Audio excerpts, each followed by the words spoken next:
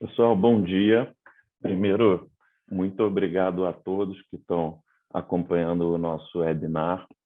Hoje nós estamos aqui, eu, Pedro Siqueira, que sou sócio da área tributária do Bichara Advogados, o Thiago Marques também é sócio da área tributária, e quem muito nos honra com a sua presença, Ana Biselli Aidar, que é presidente executiva da Associação Brasileira de Resorts, que lutou no front, efetivamente, para aprovar o PERSE, seja na versão original com os vetos do presidente Jair Bolsonaro, seja a derrubada dos vetos essa derrubada que veio agora no dia 18 de março e que vai ser uma grande parte do nosso bate-papo aqui de hoje. A gente separou aqui o nosso bate-papo, no primeiro momento, com a Ana nos brindando, acho que com a atuação e mostrando como foi efetivamente a atuação dela e da Resorts Brasil nesse procedimento de aprovação do PERS. No segundo momento, eu e o Thiago vamos fazer uma apresentação com as principais alterações em decorrência da derrubada dos vetos, o que efetivamente alterou com a derrubada dos vetos acontecida agora em meados de março. E, por último, a gente vai abrir para perguntas para que vocês possam tirar dúvidas que, eventualmente, a gente não tenha sido capaz de explicitá-las, e fiquem absolutamente à vontade. A ideia desse webinar é realmente que a gente possa bater um papo com vocês, enfim, trazer todas essas angústias que tiveram no setor para aprovação e as angústias que ainda tem e dúvidas em decorrência do que aconteceu até agora. Então, Ana, mais uma vez, muito obrigado por ter aceitado o nosso convite, participar desse bate-papo. É uma honra ter você aqui conosco e eu já te passo a palavra para começar a sua apresentação. Muito obrigado, Ana. Obrigada, Pedro, pelo convite. Tiago, é um prazer enorme participar desse evento. Bom dia a todos que estão aqui conosco. Eu fico muito contente por esse convite por dois grandes motivos.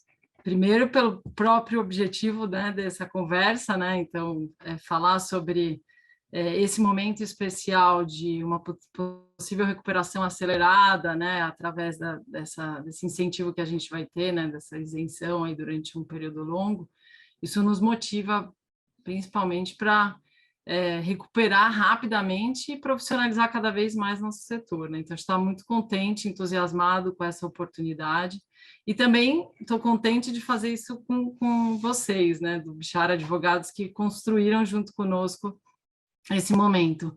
Minha fala é breve, mas eu queria aproveitar para contar um pouco dos bastidores, né, dessa conquista do setor.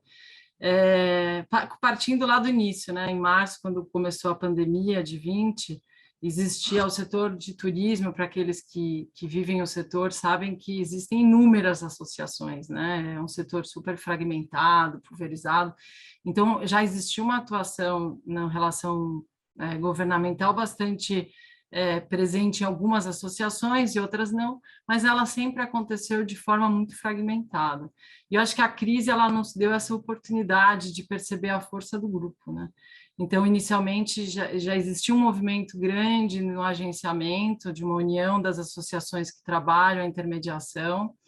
No que diz respeito ao produto turístico, a gente não tinha essa união tão presente, existem várias associações que atuam de forma isolada, e durante a pandemia a gente começou a reunir, e a gente criou assim o G8 na época, que se juntou com um grupo de agenciamento, que eram mais 7 associações, e depois a gente trouxe o pessoal de eventos e mais uma outra de nicho, a DIT, a Beta, e assim a gente construiu o G20+, que a gente chamou carinhosamente. Esse grupo ele começou a trabalhar essas pautas em comum, num primeiro momento para a contenção da crise. Então as medidas trabalhistas e a medida de cancelamento foram super importantes para a contenção da crise. Depois a gente tentou trabalhar junto algumas medidas de sobrevivência, então a extensão da 936, né, foi super importante, mas também buscar alternativas de crédito, capital de giro. Então o Fungetur, ainda que a gente saiba que não teve o sucesso que nós gostaríamos, para algumas empresas foi importante. E também a questão do cancelamento, se de alguma forma foi estendida em alguns momentos, e para a gente também teve sua importância para essa questão de fluxo de caixa, enfim. E aí, por fim, a terceira fase, que a gente chamava de recuperação, era que a gente estava com mais dificuldade, porque quando o governo sempre foi muito favorável às medidas transversais, e sempre nas nossas brigas, exceto a 948, que foi mais ligada a cancelamento para os nossos setores, a gente não conseguia vencer a barreira dessa postura de fazer medidas transversais. E a gente trabalhava na pauta da recuperação acelerada, a gente trabalhava em 3 grandes temas, né? As demandas tributárias, que passava desde a desoneração da folha, o alívio fiscal, que é o que a gente está celebrando aqui, o parcelamento de tributos e a utilização de créditos tributários. Eram esses focos, né, principais na demanda tributária, mas também outros ligados à segurança do consumidor, né? Então, protocolos de abertura dos empreendimentos e também o fomento ao turismo doméstico, que essa sempre foi uma preocupação. Na volta do turismo, como que vai ficar esse equilíbrio entre turismo de negócio, turismo de lazer e turismo de eventos? A gente o turismo corporativo é muito importante para a gente, então como que fica essa volta do turismo? Então a gente também buscou alguns projetos relacionados ao fomento ao turismo doméstico de lazer, que não é o foco da nossa conversa, mas que a gente está em negociação aí no Congresso, trabalhando um tema sobre o Vale Turismo. Mas, bom, para encurtar a história, em final do ano de 2020, a gente não percebia nenhuma evolução, e alguns do G20 já começaram a falar, olha, vamos trabalhar pela iniciativa privada, vamos buscar recuperar por nós mesmos, pelas nossas próprias pernas, e só que alguns, como o setor de eventos, estavam proibidos de trabalhar, né? Eles não tinham nem como faturar R$1. Então, o contexto da turma de eventos era muito crítico, e então a ABRAP liderou esse processo de construção de uma alternativa junto ao Congresso, que surgiu a PERSE, então ela é totalmente, a origem dela é carregada no setor de eventos, e, portanto, ele trabalhou a agenda do G20, né, basicamente foi trabalhada dentro da PERSE, com o refinanciamento, da transação fiscal, o tema do crédito e o tema da desoneração, enfim, que é o que a gente vai discutir aqui. E eles tiveram muito sucesso, realmente, nessa sensibilização do Congresso. A gente vê pelas votações, quão acelerado foi o processo de tramitação, né, na primeira fase. E, nesse momento, então, o G20 entra em cena de novo. A gente entra em contato com o pessoal de eventos, que acabou fazendo o movimento inicial separadamente, e ele nos acolheu para que o turismo estivesse junto. Claro que existia um certo receio por parte deles, porque na hora que você trabalha um segmento e o segmento de turismo, a gente está falando de tamanhos diferentes, né? Mas, enfim, pelo relacionamento que foi estabelecido no G20, a gente conseguiu trabalhar, a partir de então, a agenda do turismo dentro do PERSE, fazendo essa movimentação das emendas. E foi nesse momento que a gente conheceu o Tiago e o Pedro, né, nesse trabalho conjunto, tanto para trazer argumentos sólidos, né, de defesa da PERSE na tramitação, mas também numa eventual contrapartida, né, uma contraproposta ao governo, caso a gente não conseguisse vencer todos os temas da PERSE. Então, a gente fez um projeto, fizemos apresentação aos ministérios para diminuir um pouco essa conta para o governo, e não tivemos, né, a evolução que gostaríamos nessa contraproposta, mas, por outro lado, a gente conseguiu nas audiências sensibilizar a importância de ter essa recuperação acelerada, o impacto que o turismo pode ter no seu efeito multiplicador, a presença do turismo em todas as regiões do país, e acho que por esse motivo a gente também tem um bom resultado aí nessa derrubada do veto, porque, de fato, houve quase que um consenso, de novo, de que esse setor precisa de um apoio nesse processo de recuperação. Então, eu encerro assim dizendo que para a gente é um prazer enorme estar aqui, reconheço a liderança da ABRAP dentro desse processo, mas também a ABRAP reconhece o apoio que, principalmente, as associações de produtos turísticos deram nessa argumentação, né, nessa munição, vamos dizer assim, de estudos e conteúdo jurídico também, que o Bichara foi super importante, advogados nesse processo de argumentação. ele reconhece assim, o quanto a gente contribuiu nessa tramitação, então é uma vitória de todos, cada um contribuiu com um pedacinho e que seja muito bem aproveitada e que no final, com esse benefício, que também vem a responsabilidade da gente investir nas pessoas, né, na educação e ter um turismo cada vez melhor. Então, obrigada pela oportunidade, eu acabei falando um pouco demais, mas é muita empolgação aí para esse momento. Obrigada, Pedro e Thiago. Imagina, Ana, você falou, acho que é muito legal a gente ter essa visão dos bastidores, né, efetivamente, de como as coisas aconteceram e de toda a luta, né, que vocês tiveram para poder proporcionar esse benefício para todo o setor, né, os setores, na verdade, porque como a gente vai ver, tem mais de um setor que vai se beneficiar efetivamente dessas medidas que foram aprovadas agora no Congresso Nacional. E aí eu já queria chamar o Thiago para poder fazer uma apresentação de quais foram essas medidas, né? O que efetivamente foi aprovado e agora, com a derrubada do veto, o que efetivamente está valendo e o que os setores podem esperar dessa aprovação, dessa derrubada do veto, desde quando vai valer, enfim. Então, Thiago, agora a palavra está com você. E mais uma vez, muito obrigado, Ana. Obrigado, Pedro. Obrigado, Ana. Obrigado pelas palavras, pelos comentários. Obrigado por dividir né, com quem está aqui nos assistindo esse histórico. Nós, enfim, trocamos figurinhas, acho que durante uma boa parte dessa luta, e é muito, muito, muito bom ver que agora, no resultado final, a gente teve um resultado tão positivo, quando muitas vezes acho que a gente estava ali lutando e com uma dificuldade de acreditar que ia vir alguma coisa positiva. Enfim, realmente foi uma conquista incrível do setor, não vou dizer nem do setor, dos setores, né? Acho que eventos e turismo aqui foram os dois protagonistas, como você bem colocou, eventos deu a largada, mas turismo logo em seguida veio e apoiou. O apoio das associações foi realmente determinante, me parece, para essa conquista, e parabenizo você, Ana, porque, de fato, a gente acompanhou do início o seu trabalho e sua luta incessante para conseguir isso para o setor. Mas vamos lá, vamos ao que interessa, que é o que isso quer dizer na prática. Pedro, só me diz se você está vendo a apresentação, por favor. Bom, a ideia aqui, gente, é dividir com vocês o que a gente teve em relação a benefício fiscal a partir da derrubada dos vetos pelo Congresso Nacional. Em linhas gerais, o principal impacto que nós temos é a questão da alíquota zero de RPJ, CSL e PIS/COFINS. Esse foi realmente o impacto mais relevante dessa derrubada de vetos. É aqui que estão concentradas as oportunidades realmente relevantes. E, basicamente, o que diz a lei é que ficam reduzidas a zero pelo prazo de 60 meses as alíquotas de PIS, COFINS, CSL e RPJ.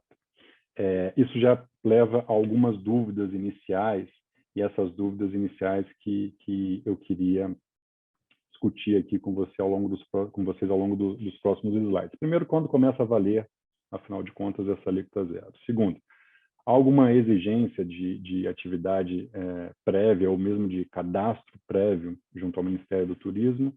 E, por fim, uma questão relevante para fins de saber quem está alcançado, quais são as empresas que estão alcançadas no sentido de SCP, Simples Nacional, etc. Pois bem, você refere à questão de quando começa a valer, me parece que essa é a questão relativamente simples.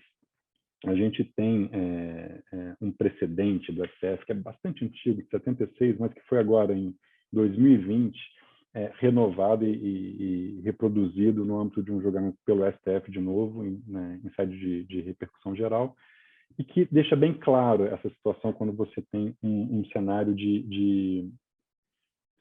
primeiro de veto e depois da derrubada do veto. O que diz esse precedente do STF? Que você tem que considerar a regra da lei, que teve ali um dispositivo vetado que depois foi promulgado em virtude da derrubada pelo Congresso. Você olha para a regra da lei, mas considera a data de publicação dos vetos que foram derrubados, ou seja, no caso em concreto, a gente olha para o artigo 22 da Lei 14.148, que é a que instituiu o PS, e ela diz que a lei entra em vigor na data de sua publicação, mas nós consideramos data de publicação aqui, não a data de publicação da Lei 14.148, que foi em 4 de maio de 21, mas a data de publicação dos vetos que foram derrubados, o que se deu em 18 de março de 2022. Então, essa é a data de corte que a gente estabelece. Antes de 18 de março de 22, a cobrança dos tributos ela é normal, e após 18 de março, a partir de 18 de março, passa então a valer a alíquota zero do IRPJ, CSL e PIS/COFINS, ou seja, abarca os fatos geradores ocorridos a partir de 18 de março de 2022. Seguindo adiante, e aí esse é o ponto que me parece crucial e que provavelmente vai gerar mais disputas, a gente tem que pensar quem está abrangido, quais são as exigências para fazer jus à fruição da alíquota zero. O dispositivo que a gente acabou de ver que prevê a alíquota zero, ele faz uma remissão ao artigo 2. As empresas do artigo que estão previstas ali no artigo 2, que fariam jus à alíquota zero desses tributos. E o artigo 2º da Lei 14.148, ele traz 4 incisos. E aqui nós já fizemos aqui uma separação entre os incisos 1, 2 e 3 e o inciso 4, e daqui a pouco eu vou explicar por que essa separação. Mas, basicamente, o inciso 1 fala do setor de eventos, ou seja, congressos, feiras, etc. O inciso 2, ele fala da hotelaria em geral. O inciso 3 fala das salas de exibição de cinema. Basicamente, esses são, vamos dizer assim, o primeiro grupo de atividades que estariam contempladas pelo PERSE, que, a princípio, fazem jus, portanto, à alíquota zero. Há um segundo grupo, que é a prestação de serviços turísticos, conforme estabelece o artigo 21 da Lei 11.771. E aqui tem um ponto que é o seguinte: a própria lei diz ali no artigo 2º, parágrafo 2º, que o Ministério da Economia ele publicará os quinais das atividades beneficiadas pelo PERSE. Então, essas informações são muito importantes para a gente avançar nesse exame de quais são as empresas que têm o benefício e o que se exige dessas empresas para fins de fruição do benefício. Seguindo adiante, a gente viu lá atrás que havia os 3 primeiros incisos que formam ali o grupo, e parece ali bem claro que os meios de hospedagem estão claramente ali naquele primeiro grupo, mas há uma informação que remete aos prestadores de serviços turísticos. E aí, quando você fala de prestadores de serviços turísticos, você tem uma abrangência maior, que não fica restrita à hotelaria em geral. E aí avança para a questão de agências de turismo, transportadoras, parques temáticos, e até mesmo alcançando atividades como restaurantes, cafeterias, lanchonetes, enfim. Toda uma série de atividades aí que pode ser considerada também uma prestação de serviço turístico. A Lei 11.771, que disciplina a prestação de serviços turísticos, ela exige o cadastro junto ao Ministério do Turismo de algumas atividades. No caso, meios de hospedagem, agências de turismo, todas essas atividades do caput do artigo 21, que estão aqui do lado esquerdo da apresentação, elas precisam necessariamente se cadastrar junto ao Ministério do Turismo. Por outro lado, as atividades do parágrafo único, e aí a gente fala de restaurantes, de centros de convenção, parques temáticos aquáticos, enfim, aqui até uma distinção entre parques temáticos e parques temáticos aquáticos. Essas atividades, enfim, casas de espetáculos, elas podem, é facultativo, se inscrever junto ao Ministério do Turismo, mas o artigo 22 da Lei 11.771, ele diz que os prestadores de serviços turísticos estão obrigados ao cadastro no Ministério do Turismo. Então, aqui parece que até por uma questão de conservadorismo, há uma distinção entre o que é, por exemplo, um restaurante genérico e um restaurante que seria considerado como um restaurante prestador de serviço turístico. E qual que seria a distinção entre um e outro? Simplesmente, basicamente, o cadastro junto ao Ministério do Turismo, nos termos do artigo 22. E por que tudo isso é relevante? Porque quando a gente avança para a portaria do Ministério da Economia número 7163 de 2021, que foi editada para regulamentar, por exemplo, a questão da transação no âmbito do PERS, ela faz essa distinção. Ela divide entre os incisos 1, 2 e 3, que falam, novamente, dos setores de evento, hotelaria em geral e das salas de cinema. Essas empresas, segundo a portaria do Ministério da Economia, elas se enquadram no PERS, já são enquadradas, desde que exercesse atividade à época da publicação da Lei 14.148, que é, de novo, 4 de maio de 2021. Para o outro grupo, o grupo dos prestadores de serviços turísticos, que é ali o inciso 4, esse outro grupo, e que contempla, por exemplo, restaurantes, lanchonetes, etc., esse outro grupo, há uma exigência adicional, que é a exigência de cadastro e situação regular junto ao Cadastro. O Cadastro é o cadastro do Ministério do Turismo.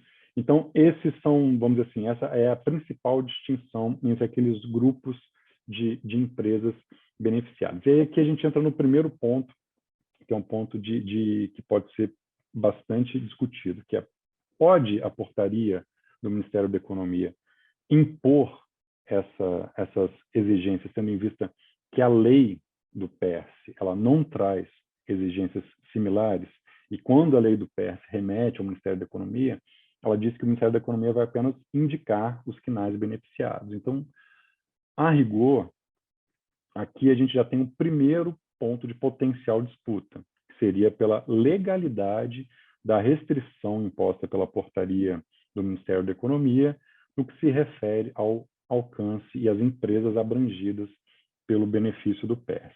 E aqui, só a título de exemplo, eu trouxe um precedente relativamente recente do STJ, em sede de recurso repetitivo, inclusive, que, analisando um benefício fiscal, fala que o benefício fiscal não pode ter a sua aplicabilidade restringida por força de um ato normativo secundário. Ou seja, ele não poderia, esse ato normativo secundário, e a portaria do Ministério da Economia se enquadra como um ato normativo secundário, não poderia inovar no ordenamento jurídico para além daquilo que foi autorizado pela lei, não poderia restringir, portanto, um benefício. Esse é um primeiro ponto que pode ser discutido. O segundo ponto, ele diz respeito ao timing dessa questão. Primeiro, porque a gente tem aqui um detalhe que ele é muito relevante. Essa portaria ela foi editada, claro, em 2021, quando os vetos ainda não haviam sido derrubados pelo Congresso Nacional, e ela foi pensada naquela realidade. Então, quando a portaria fala ali no artigo 1º, parágrafo 1º, ela remete à data da publicação da lei, ela está num contexto em que não havia ainda a publicação dos vetos. Então, se para fins de validade a publicação dos vetos é relevante, por exemplo, para determinar o início da aplicabilidade da alíquota zero, por extensão lógica, aqui a gente deveria também considerar a publicação não da lei, mas a publicação dos vetos que foram derrubados. Esse é um primeiro ponto que pode ser aí, vamos dizer, como um indicativo alternativo de uma solução para essa questão. Olhando agora para o parágrafo 2º, que faz alusão à questão do cadastro. A portaria, novamente, ela exige que o cadastro ele estivesse na data da publicação da lei, e aí a gente, enfim, traz de volta toda essa questão que eu acabei de colocar, mas, enfim, ele exige que na data da publicação da lei, a empresa estivesse com a inscrição em situação regular junto ao cadastro. E aí a gente avança para uma questão que é da natureza do cadastro e da natureza jurídica do cadastro, qual o alcance do cadastro junto ao cadastro e qual é o efeito. Ele tem um efeito constitutivo, ou seja, quando a empresa faz o cadastro, é que ela passa a ser uma empresa prestadora de serviços turísticos, ou esse cadastro ele tem uma natureza meramente declaratória dessa situação. Esse é um outro ponto, um ponto muito relevante que a gente pode enfrentar aqui ao examinar esse parágrafo 2º. E aqui vale lembrar que, recentemente, em 2018, o STJ editou uma súmula sobre uma questão que não tem a ver, claro, com o setor de serviços turísticos, mas que enfrenta essa questão de cadastro. Foi aquela questão do SEBAS para as associações com atividade beneficente para fazer jus à imunidade constitucional. E o que disse o STJ na súmula 612? Que o cadastro, no caso o SEBAS, ele tem efeitos meramente declaratórios e que ele retroage ao momento em que a empresa, no caso a associação, mas enfim aqui seria a empresa, ela reúne as condições necessárias para fazer jus àquela imunidade. Então aqui a gente poderia aplicar algo muito similar, uma lógica muito similar para fins dessa exigência da portaria do Ministério da Economia, ou seja, o cadastro, eventualmente, ele pode ter um efeito meramente declaratório desse direito, retroagindo seus efeitos para a data em que a empresa reunir ali as condições para fazer jus ao benefício. Enfim, esse aqui nos parece que é o ponto crucial que pode gerar disputas. E só para dar um exemplo do que a gente está falando, quais são os grupos, enfim, os CNAEs, a lista de CNAEs é enorme, mas nós trouxemos aqui alguns exemplos de CNAEs abrangidos por cada uma das situações.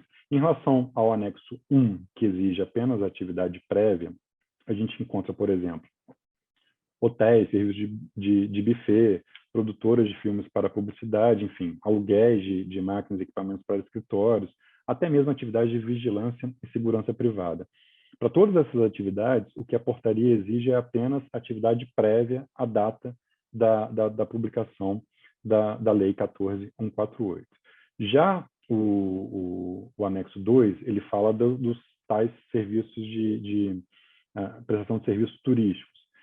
E aqui a gente tem, por exemplo, serviços de transporte com motorista, de locação com motorista, restaurantes, lanchonetes, bares, locação de automóveis sem condutor, agências de viagem entrou aqui nesse segundo anexo, que exige o cadastro à época da publicação da lei, parques de diversão e parques temáticos também entraram aqui nesse anexo 2, ou seja, com a exigência de cadastro. Então, toda aquela discussão que a gente viu sobre qual o efeito do cadastro, ele tem um efeito declaratório ou constitutivo, ele afeta esses setores que estão aqui no anexo 2.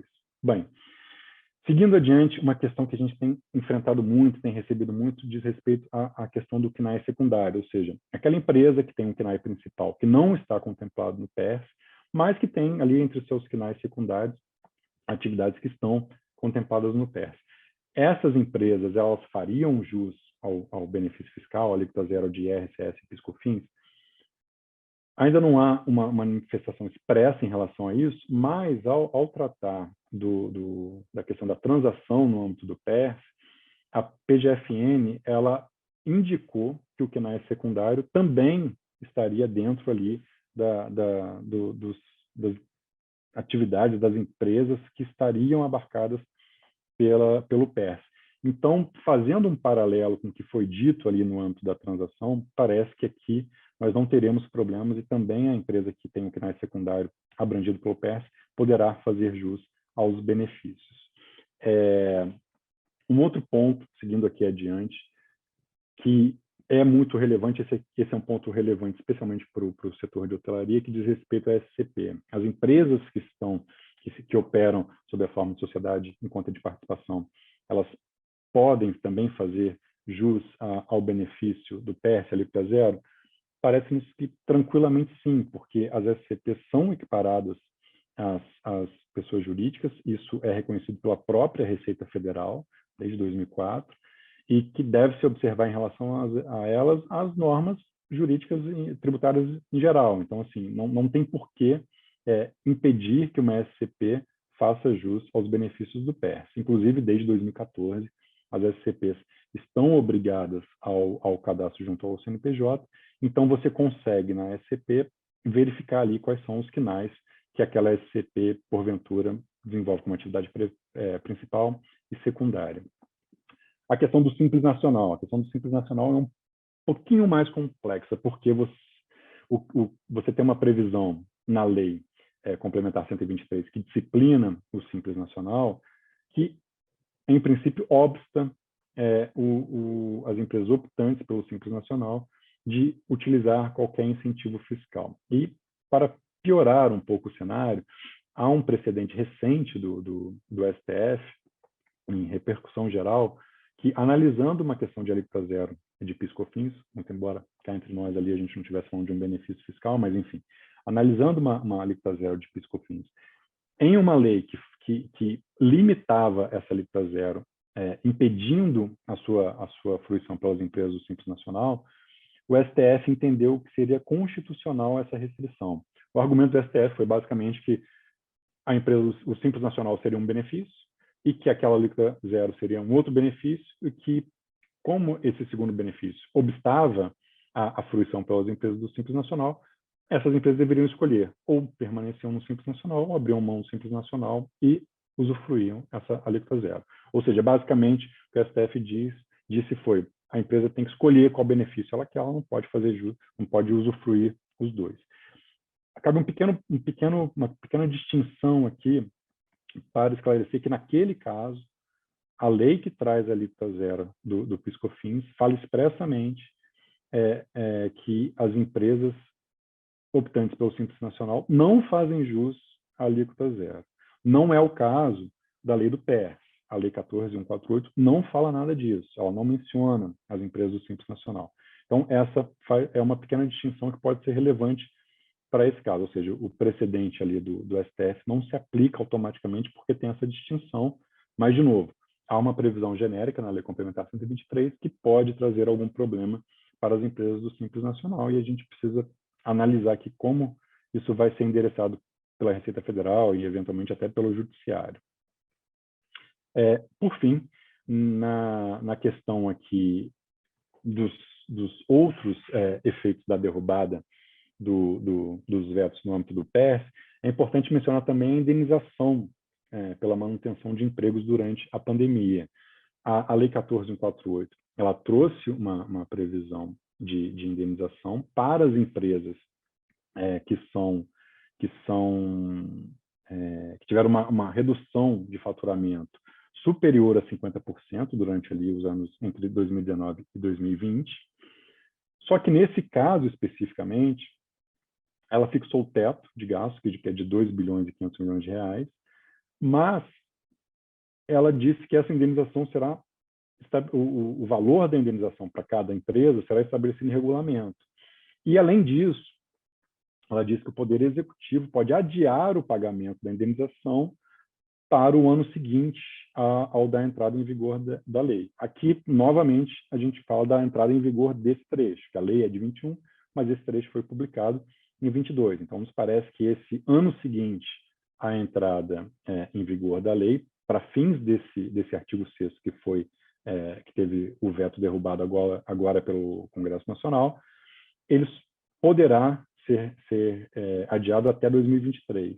Mas, de qualquer maneira, como eu disse, esse é um ponto que depende de regulamentação. Agora eu passo aí a palavra para o Pedro para falar de outros temas relevantes aqui no âmbito do PERS.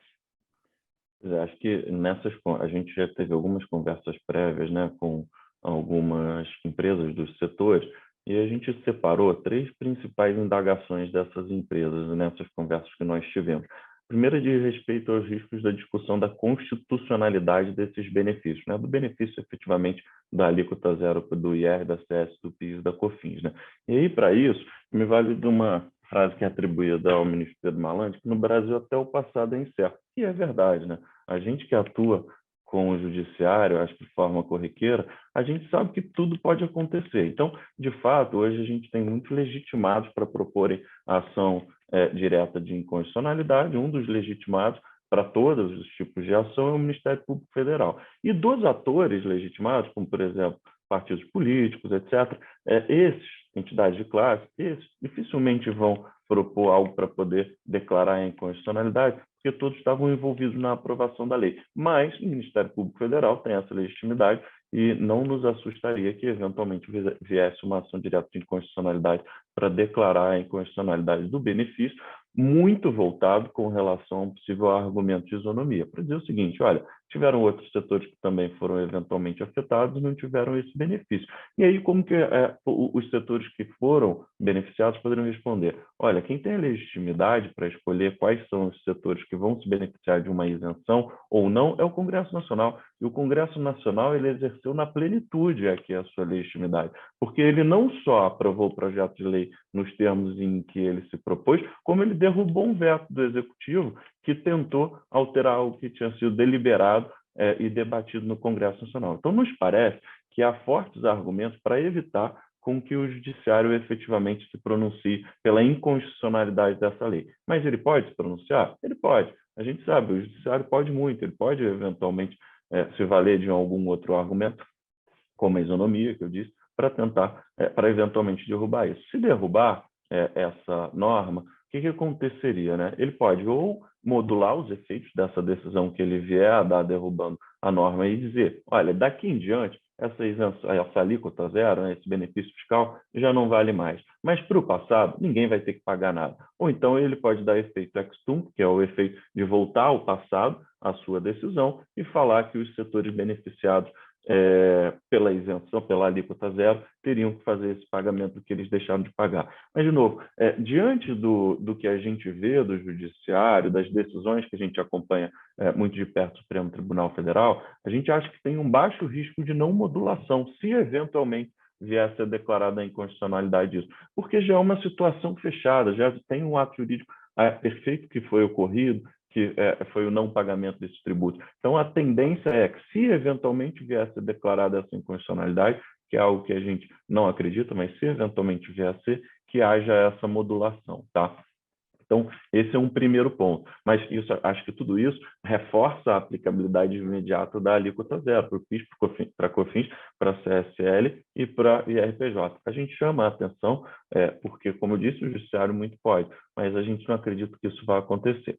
Um segundo ponto diz respeito à possibilidade de extensão dos benefícios para outros setores, né? Como a gente disse, e o Tiago demonstrou aí, os setores beneficiados foram aqueles 4 do artigo 2º da lei, né? Outros setores que não estão naqueles 4 beneficiados pela lei também vieram nos perguntar: a gente poderia se valer desse benefício por extensão? E aí o que a gente responde? Olha, você tem 2 caminhos. O primeiro caminho é deliberar com o Congresso Nacional, comprovar, demonstrar, né, num debate político, que você teve um prejuízo tão grande quanto, e que seria importante também se valer desse benefício para o seu setor, especificamente, porque isso vai não só ajudar com que as empresas do setor permaneçam vivas, né, mas que elas invistam novos valores para a construção do Brasil do futuro. Então, é possível essa abordagem legislativa e é algo que acho que a gente realmente tem que perder o preconceito de fazer, que é debater no Congresso Nacional, né? Tinha uma frase do Otto von Bismarck que dizia que as salsichas e as leis é melhor não saber como elas são feitas, mas acho que isso já perdeu totalmente o sentido num país como o nosso, democrático, em que o debate legislativo ele é super importante. Então, o primeiro passo que eu diria para esses setores que não foram beneficiados é: façam como a ANA fez, o G20 fez, e debatam, né? Demonstrem efetivamente o prejuízo que os setores tiveram e como que esses setores podem contribuir para a criação de um futuro melhor para o Brasil, com novos investimentos, etc. Então, esse seria o primeiro caminho. O segundo caminho, aí sim é um caminho pela via judicial. É possível a extensão desses benefícios pela via judicial? Eu diria que não é algo comum de acontecer. Normalmente, quando você tem uma afronta à isonomia, você tira o benefício de um, você não dá o benefício para outro. Mas, em situações excepcionais em que você consiga efetivamente comprovar numa ação judicial que você teve um prejuízo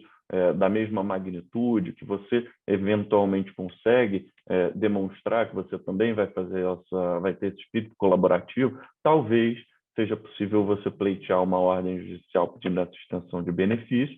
E é uma batalha dura, mas é uma batalha legítima para se travar também no judiciário. O que a gente diz tem que estar muito bem calculado, tem que ter muitas provas efetivamente de que a sua situação é rigorosamente igual àquela, para que o judiciário tenha a convicção e possa efetivamente atuar nesse caso como um legislador positivo, eventualmente estendendo um benefício. Então, não é fácil, mas é possível. E, por último, um ponto que tem nos perguntado também diz respeito à transação no âmbito do PERS. Por quê? Porque se você for olhar a Lei 14148, ela diz que o PERS, na verdade, o programa de transação tributária referente ao PERS, ele vai ser aberto pelo prazo de 3 meses posteriormente à aprovação da lei. E esse prazo de 3 meses, se você considerar a aprovação da lei em 2021, já teria sido ultrapassado. Mas o fato é que a Procuradoria, com a prerrogativa que ela está estendendo esse prazo, e hoje o prazo para você aderir a essa transação é até dia 29 de abril. E essa transação são para os tributos, claro, que não estão isentos, né? Como a isenção ela veio do momento de 18 de março em diante, por 5 dias em diante, pode ser que haja tributos que estejam em aberto e que essas empresas beneficiadas agora pela isenção, pela alíquota zero, possam ter essa necessidade de transacionar os seus débitos. E essa transação ela acontece com um desconto de até 70% do valor do débito, tá? Sempre podendo ir até 100% do valor de juros, multa e encargos legais, mas limitado a 70% do valor do débito, com um parcelamento do saldo remanescente em até 145 vezes. Então, eventualmente, se tiver algo em aberto dessas empresas, dos setores que o Tiago falou, como a Ana disse também, esse foi um pleito das empresas. Falei, olha, vamos resolver para o futuro, para que a gente possa voltar a investir com a alíquota zero, mas também não vamos deixar de lado o passado. A gente quer ser bom pagador, a gente quer resolver o nosso problema tributário, mas nos dá a possibilidade da gente fazer esse pagamento mediante uma transação com algum tipo de desconto e um parcelamento para que a gente possa amortizar esse débito num prazo superior. E está aberto também essa possibilidade. Então, se tiverem empresas que tenham essa situação, é possível fazer essa demanda junto à Procuradoria, ainda da Fazenda Nacional, e estender esse benefício também à transação dos débitos que estão no conta corrente da empresa. Eu acho que esses foram os 3 pontos que a gente separou aqui. E aí, uma pergunta até que eu queria fazer para o Tiago, aproveitando para o Tiago e para a Ana, se eu tiver um caso, Tiago, por exemplo, dessa empresa que você colocou lá nos anexos 2, né, que ela não tenha tido o cadastro no Ministério do Turismo, né, anteriormente, ou então tenha do anexo 1 tenha iniciado as suas atividades posteriormente à data em que efetivamente teve a pandemia, né? O que vocês acham? Vocês acham que vale já? Eu tenho até minha resposta, mas eu queria ouvir. Vocês acham que já vale a gente se antecipar e discutir judicialmente o tema? Espera, e aí, de acordo com o que a Ana tem ouvido também dos bastidores políticos, a gente espera a eventual manifestação da Receita, se é que vai ter, né, para a regulamentação desse programa, ou não vai ter, não tem nenhum indicativo de que isso vai ser regulamentado, e aí, de fato, não tem muito o que fazer. Eu queria ouvir um pouco vocês, o Tiago, com relação a esse ponto da judicialização prévia ou não, e da Ana, se a gente tem alguma medida algum indicativo do governo de que isso vai vir a ser regulamentado. Eu quero ouvir primeiro a Ana, Pedro, porque eu estou Por favor, primeiras damas sempre. Bom, o que a gente tem percebido por enquanto, né, que ainda está meio portas fechadas, né, eles não estão discutindo ainda como fazer esse processo, mas de fato, assim, o que a gente recebeu de informação até agora da Receita é que a regulamentação vai se dar naquilo que está indicado na lei, e pelo que a gente percebe é mais a questão da indenização, né, os demais aspectos não apresentam, até onde eu pude perceber, nenhuma orientação de que precisa ser regulamentado. Então, enfim, essa é a informação que a gente tem por hora, assim, eles estão trabalhando com canal aberto, mas ainda muito internamente, analisando os impactos, né? Agora fazendo as novas contas e tal. E por parte do Ministério do Turismo, por acaso amanhã a gente tem reunião do Conselho Nacional do Turismo, eu acho que vai ser um momento que a gente também deve compreender um pouco melhor o sentimento. Também a gente sabe que vai ter uma mudança, né? O ministro vai sair, então não sei qual o impacto que isso vai causar, né, nessa transição.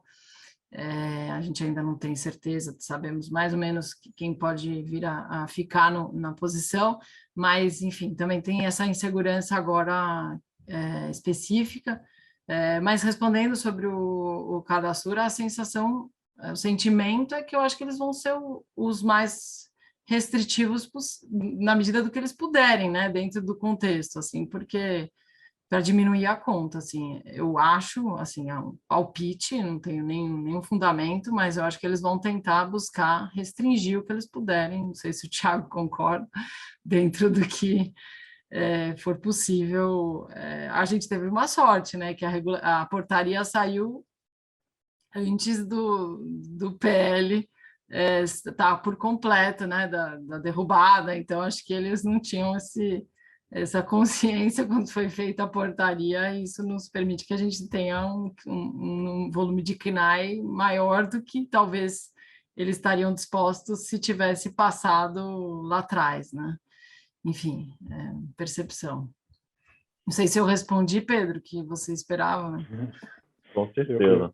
Com certeza. Eu acho que é uma sensação ainda muito incerta, né, Ana? A gente não tem ainda um norte claro, uma visão clara do que vai acontecer. Mas essa, de fato, eu acho que assim, talvez a principal questão que tem ocorrido às empresas que foram ou claramente, ou até mesmo potencialmente afetadas pelo benefício do PER. E aí, Pedro, tentando responder, mas já antecipando que eu não tenho uma resposta definitiva para essa pergunta, o que me parece? Me parece que, assim, em termos de, olhando para o direito aplicável, a publicação que a portaria do Ministério da Economia faz referência lá atrás, ela era uma publicação da lei, fazia sentido naquele contexto, que era um contexto mais de regulamentação daqueles dispositivos que foram aprovados.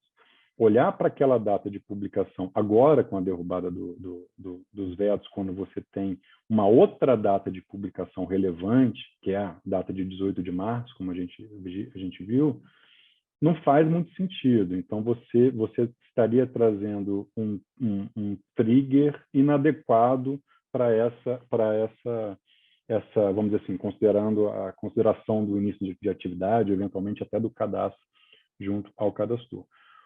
A questão é que, pensando assim em termos de judicialização, tá, mas o que a gente vai fazer? Vai judicializar, vai eventualmente impetrar um mandado de segurança, mas contra o quê?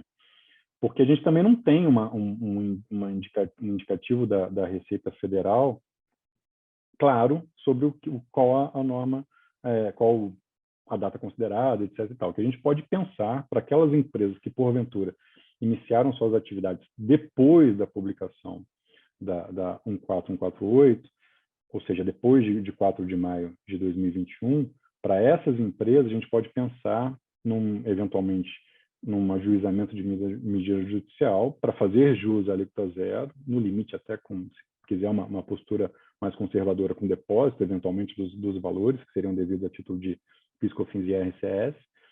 E para fundamentar esse receio de uma eventual autuação, trazer ali a portaria do Ministério da Economia, que faz referência ao início da atividade na data de publicação da lei. Ou seja, você tem um ato normativo com um efeito vinculante junto à Receita Federal, que é a portaria do Ministério da Economia, que crava uma data, que é a data de 4 de maio de 21. Então, você tem ali um justo receio, a meu ver, de que se você iniciou sua atividade depois daquilo, você, entre aspas, ficaria de fora do PERS e, por via de consequência, ficaria também de fora da fruição da alíquota zero para o setor. Então, acho que esse pode ser um caminho, vamos dizer assim, talvez mais seguro para aquelas empresas que estão aí com risco ou com receio de tentar, mas não fazer jus automaticamente ao benefício do PERS. Acho que eu penso assim, dessa forma, Pedro. Mas aí, enfim, quero ver qual é a sua resposta sobre o tema Só também. uma observação, mas eu entendo que também eles vão tentar contra-argumentar sempre que o propósito, né, do projeto, né, Ana, bom você tocar nisso. de Sim, você, de alguma forma ou de outra, o propósito é a recuperação de setores que foram extremamente afetados, né, e setores ou empresas que fazem parte desses setores. Então, acho que tem que ter um pouco, talvez, esse cuidado, né, porque, de fato, assim, é um argumento forte, né, a gente está num processo de recuperação. muito bom você ter colocado esse ponto, Ana. E aí a gente tem dois comentários que são assim cruciais para fazer e para olhar para essa situação. Que é assim, a gente está olhando para aquelas empresas que estavam em atividade em maio de 21. Pode ter acontecido, vamos pensar num hotel, que é o exemplo mais fácil. Pode ter acontecido ali que no auge da pandemia, hotéis fechados, etc. e tal, o hotel não conseguiu e fechou as portas, literalmente, baixa no CNPJ, a empresa não existe mais. E aí agora veio o antigo dono, enfim, se restabeleceu, conseguiu um investidor, alguma coisa assim, reabriu o hotel. E aí a gente está olhando para um cenário que tem aquele hotel que conseguiu, bem ou mal, sobreviver ao longo de todo o tempo, e aquele hotel que teve foi tão grave a crise para ele que ele teve que fechar as portas e só conseguiu reabrir agora. Esse segundo hotel merece um tratamento pior que o primeiro? Sabe? Essa é uma questão. Outra questão que é muito relevante. O foco da medida é incentivar o setor, a recuperação do setor. Imagina que aquele hotel que fechou nunca mais abriu. Você teve ali um grupo de pessoas, de empregados, que perdeu o emprego por conta disso. Ali você tem toda a parte de atendimento ao hóspede, cozinha, camareira, etc. Tudo ali, todo mundo perdeu o emprego.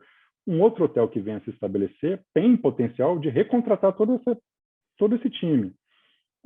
Esse outro hotel não merece esse incentivo, isso não estaria dentro do atender o objetivo de recuperação do setor.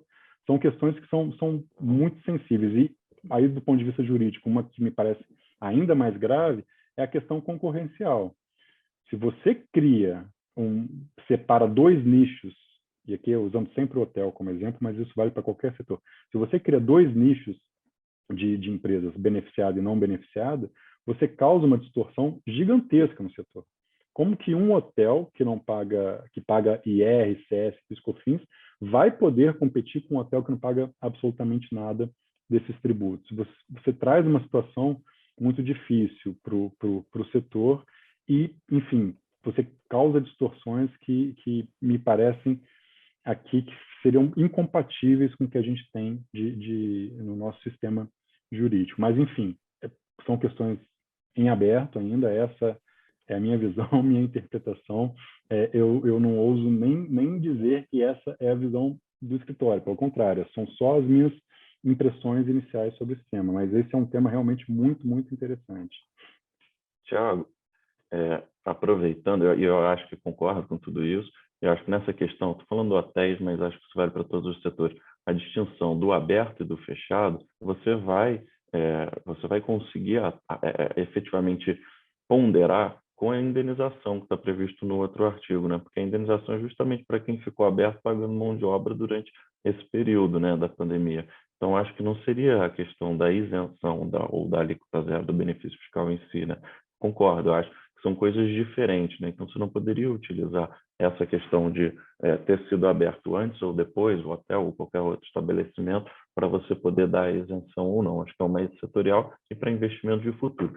E aí agora, pessoal, eu separei aqui 4 perguntas que foram feitas no chat, e aí vamos tentar ser o mais breve possível, né? Acho que na resposta dessas perguntas, até em benefício do tempo, que está terminando. Primeiro, o Lácio perguntou se a gente vai disponibilizar o material. Vamos sim, Lácio, terminando aqui, a gente vai mandar para todo mundo que entrou no chat e os demais inscritos que não tiveram oportunidade de entrar, mas se inscreveram no evento, a gente vai enviar para todo mundo. O Henrique perguntou aqui se a redução de alíquota abrangeria todos os serviços prestados pelos beneficiados ou ainda cabe algum tipo de regulamentação. E aí, Thiago, se puder responder essa, está contigo a palavra. Henrique, essa é uma questão que parece simples e parece trivial, mas ela é bastante delicada, porque a lei não traz nenhum tipo de indicação clara do que seria. A lei, quando ela fala da alíquota zero, ela fala das empresas que desenvolvem aquela atividade. O que a gente espera, em termos de exigência, por parte até da Receita Federal, é que exista uma correlação entre aquela atividade e a receita que está desonerada. Ou seja, enfim, a gente acredita que vai haver essa alíquota, ela vai abranger apenas aquelas atividades consideradas ali pela lei como beneficiadas, mas isso aqui talvez seja ainda objeto de alguma regulamentação, algum tipo de tratamento. Está um pouco em aberto ainda. Tiago, já aproveitando e te mandando mais uma pergunta diretamente, o Wellington está perguntando aqui que acerca do PIS e COFINS, gostaria de saber como vocês enxergam a relação do regime misto. Tá?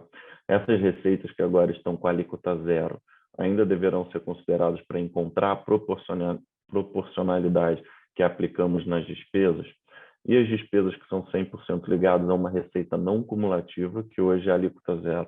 Podemos seguir tomando crédito, então crédito de alíquota zero. E, por fim, sobre RCS na apuração, seria somente inserir as devidas receitas no campo de exclusão do LALUR? Entendem dessa maneira também?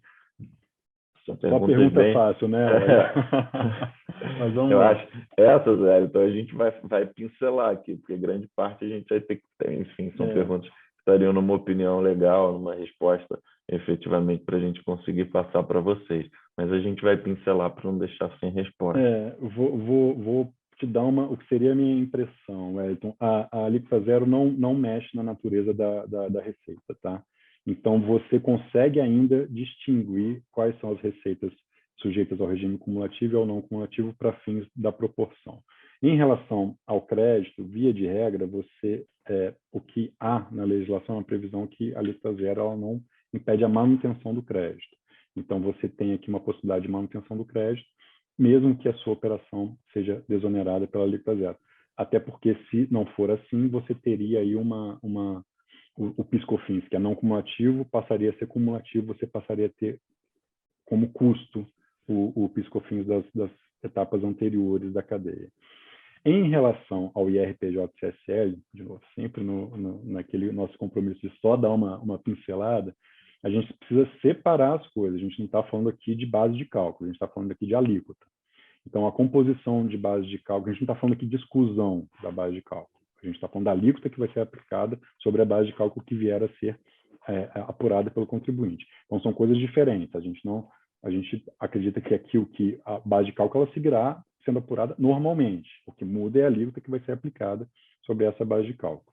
Enfim, mas como prometido, com muita cautela nessa resposta, porque esses são, de fato, temas realmente complicados para a gente responder de bate-pronto, assim. E tem mais outras duas, que aí a gente termina com elas para a gente poder cumprir o nosso tempo. E aí, para explicar também para todos que estão nos assistindo aqui, eu não estou fazendo essas perguntas para a Ana, porque seria muito mau caratismo da nossa parte, são perguntas totalmente jurídicas, e a Ana é presidente executiva da Resort Brasil e não é advogada. Então, por isso que eu estou fazendo... Obrigada, Pedro, agradeço. Só para explicar, né, Ana, por que a gente está fazendo essas perguntas direto para o Thiago. O João perguntou aqui quantas SCPs onde a sócio extensiva é uma filial de uma PJ cujo CNAE faz parte do anexo 1, com atividades anteriores, os benefícios poderão ser aproveitados nestas operações? E me parece que sim, porque acho que vai muito na linha do que o Thiago falou, né? Ainda que seja filial, se ela tem como atividade essa atividade hoteleira, eu acho que a gente não teria nenhum problema com relação ao aproveitamento. E por último, acho que a última pergunta que a gente vai fazer aqui, que é a da Juliana, ela pergunta se no caso da hotelaria, quais as receitas que devemos considerar como alíquota zero para PIS/COFINS? Eventos, locações, alimentos e bebidas também entram? Ou apenas as receitas de diárias? Essa é uma pergunta que muita gente tem nos feito também nesse nosso bate-papo. Acho que vale a gente também dar uma pincelada, né, Thiago?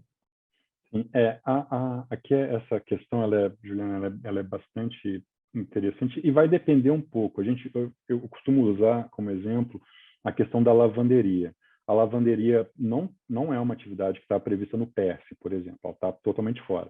Só que o hotel presta um serviço de lavanderia eventualmente para os seus clientes.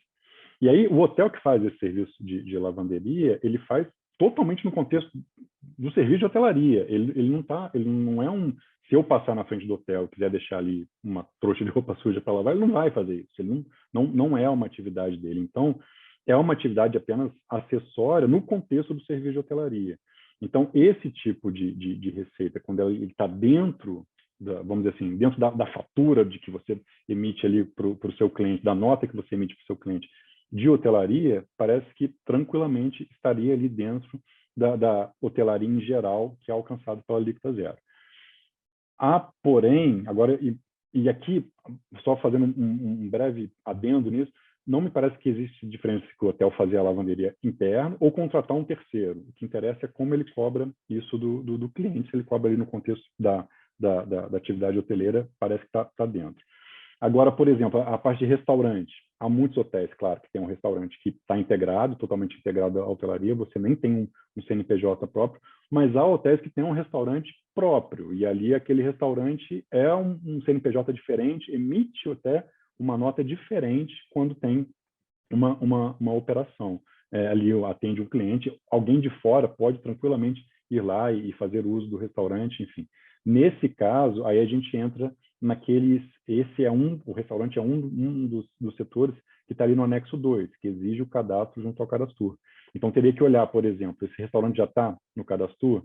Se não tiver, vamos correr para colocá-lo ali no Cadastur, e por aí vai. Então, assim, a gente tem que olhar como é feito isso, como você está faturando cada uma dessas atividades. Obrigado, Thiago. Pessoal, então, pelo adiantado da hora, acho que eu vou abrir aqui a palavra para o Thiago e para a Ana fazerem as considerações finais. E a gente já, com as considerações finais da Ana, já se despede, agradecendo muito a todos aí pela participação. Thiago, então, para as suas considerações finais, depois para a Ana. Bom, gente, muito obrigado pela participação de todos aí. Nós recebemos aqui outras perguntas e vamos tentar, à medida do possível, respondê-las aí por e-mail. Enfim, a gente vai tentar endereçar cada uma delas. Mas eu gostaria muito de agradecer a todos vocês que estiveram aqui. Esse é um tema totalmente aberto, a coisa está evoluindo, está progredindo. A cada dia surgem questões novas, surgem ideias novas. A gente ainda não tem uma diretriz clara por parte da Receita Federal, a gente aguarda isso eventualmente, a gente espera que isso venha a ocorrer, mas também a gente não tem certeza que vai ocorrer, essa é a verdade. Enfim, então, nós estamos aqui tentando endereçar cada um dos pontos, nós estamos atendendo diversos clientes com dúvidas relevantes em relação aos benefícios do PERS, e contem conosco para o que for preciso, nós estamos aqui à disposição, no que nós pudermos ajudar e tentar aí esclarecer o alcance dos benefícios do PERS. Será um prazer tentar auxiliar a todos vocês. E, por último, eu gostaria muito de agradecer mais uma vez a Ana Bicelli Aidar por toda a parceria aí ao longo desse... Enfim, tem mais de um ano que a gente está trabalhando juntos nesse tema, acho que bem mais de um ano, a gente está trabalhando junto nesse tema, e assim, realmente foi uma parceria muito, muito produtiva, momentos de luta que em alguns dias parecia uma luta perdida, mas que ao fim se mostrou um esforço muito, muito, muito bem recompensado. Muito obrigado, Ana, muito obrigado de coração aí por toda essa parceria ao longo dos últimos meses. Eu que agradeço, realmente para a gente, para a Resorts Brasil e também para o G20 foi um prazer conhecê-los e ter o apoio de vocês, foi fundamental em vários momentos dessa conquista, o trabalho de vocês realmente foi fundamental nesse apoio, e agradecer a todos que também estiveram aqui conosco hoje, dizer que realmente a gente, junto com esse incentivo, com esse benefício, vem uma grande responsabilidade, né? Acho que a gente tem que buscar melhorar a nossa competitividade, né, como destino Brasil, e eu acho que a gente tem sim uma grande oportunidade de desenvolver práticas de gestão mais modernas, trabalhar a inovação, trabalhar a agenda de sustentabilidade. Então, claro, recuperar o setor fundamental, mas já com esse olhar para o futuro, e a gente sabe que a gente tem um potencial incrível, né? Isso ficou nítido durante a pandemia, né? Os brasileiros conhecendo e descobrindo o Brasil, e que a gente possa também dar um salto de qualidade a partir dessa medida. Então, eu fico muito contente e espero que a gente tenha outras oportunidades para celebrar essa grande conquista e outras com essa união do setor, né? Que acho que também esse é um ponto a ressaltar, né? Que a gente consiga manter esse diálogo vivo entre as associações e essa construção coletiva, colaborativa, certamente vai nos trazer novas conquistas e é assim que a gente espera que a coisa continue por aqui. Obrigada mais uma vez, um grande abraço aí para todos. Obrigado, gente. Bom dia a todos e um grande abraço. Tchau, tchau.